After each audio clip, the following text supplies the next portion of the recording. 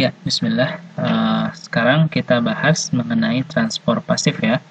Nah, kemarin kan kita udah jelasin nih bahwa transportasi zat itu ada 4 macam. Salah satunya adalah transport pasif.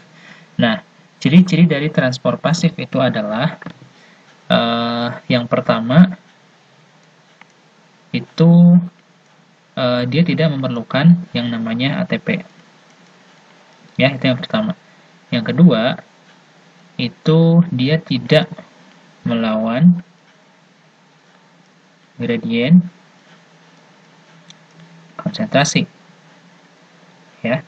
Jadi perpindahan zatnya itu contohnya kayak gini deh.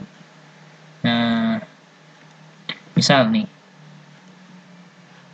ya, saya punya misalkan di sini ada daerah yang seperti ini.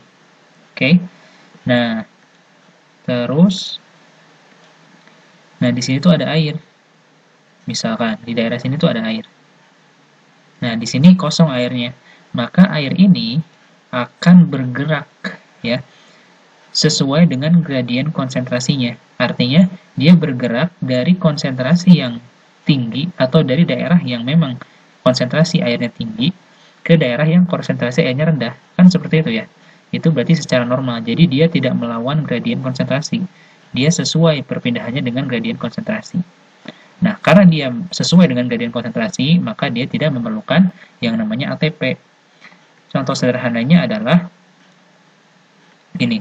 Kalau misalkan nih, aku punya kayak jalan yang turun gini. Terus aku di sini aku taruh bola misalnya. Berarti bola ini dia itu akan menggelinding sendiri ke bawah kan? Ya, walaupun kita tidak memberikan energi ke bola tersebut gitu, karena memang bola ini secara asalnya dia itu akan turun dari tempat yang tinggi ke tempat yang rendah. Beda dengan kalau misalkan jalannya nanjak, terus kita mau dorong nih bola, mau gerakin nih bola ke atas. Nah, kita kan harus butuh yang namanya energi untuk menggerakkan bola itu ke atas, gitu kan. Nah, seperti itu gitu. Nah, makanya di transport pasif ini itu dia tidak memerlukan ATP karena memang dia sesuai dengan gradien konsentrasinya. Nah, ada 2 jenis transport aktif ya. Yang pertama, itu mungkin kalian udah tahu juga, yaitu difusi.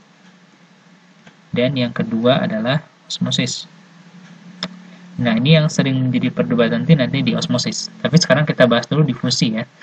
Nah, difusi ini itu tadi sama prinsipnya adalah dia tidak memakai ATP dan juga tidak melawan gradien konsentrasi. Hanya yang harus kita pahami bahwa proses difusi ini adalah proses perpindahan zat terlarut. Ya.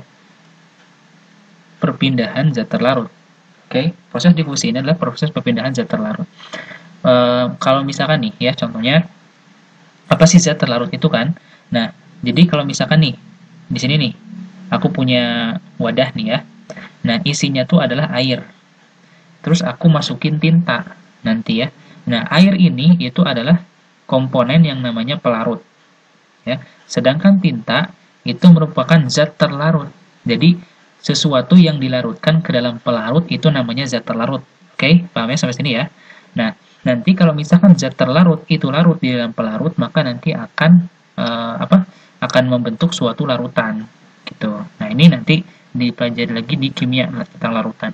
Cuman tadi konsepnya ya. Jadi zat terlarut itu adalah zat yang memang larut di dalam pelarut. Pelarutnya bisa air atau ada lagi nanti pelarut organik dan lain sebagainya ya. Nah, osmosis ini difusi ini itu lebih berfokus kepada perpindahan zat terlarutnya. Artinya kalau misalnya kita kembali ke sini, itu yang berpindah ini tintanya. Ya, zat yang ada dalam tinta ini. Jadi, misalkan nih, kan aku punya tinta, terus aku juga punya wadah nih, ya. Di wadah ini itu zat terlarutnya kan nggak ada sama sekali, ya. Sebelumnya ini nggak ada sama sekali. Terus aku tambahin tinta atau ini nanti yang menjadi zat terlarutnya. Nah, kan di sini itu adalah konsentrasi zat terlarutnya di sini tuh tinggi. Sedangkan di sini tuh nggak ada sama sekali konsentrasi zat terlarut. Maka ketika nanti kita masukkan ya zat terlarut atau tinta ini ke sini gitu ya, maka dia itu akan menyebar sampai dia itu menjadi larutan seperti ini gitu. Untuk lebih jelasnya itu di sini nih, kalau misalkan di sel ya. Jadi misalkan nih, ini ada di sini, di sini tuh daerah ekstraseluler, itu di luar sel, sedangkan di sini intraseluler. Nah, misalkan ini di ekstraseluler nih zat, katakanlah ini zat A gitu ya. Ini zat A, ini konsentrasinya banyak. Sedangkan di dalam sel itu konsentrasinya nggak ada sama sekali, gitu ya. Maka zat ini itu akan bergerak dari daerah yang konsentrasi zat A-nya itu tinggi ke konsentrasi yang rendah, yaitu ke dalam sel, gitu ya. Nah, terus seiring dengan pertambahan waktu, maka nanti dia itu akan bergerak ke daerah yang konsentrasinya itu rendah. Makanya nanti jadi seimbang, gitu ya. Jadi konsentrasi di sini dan di sini itu menjadi sama, gitu ya. Nah, ini yang disebut dengan difusi. Jadi perpindahan zat terlarutnya, perpindahan zatnya, bukan perpindahan pelarut. Nanti kalau misalkan beda dengan osmosis, osmosis itu adalah perpindahan pelarut.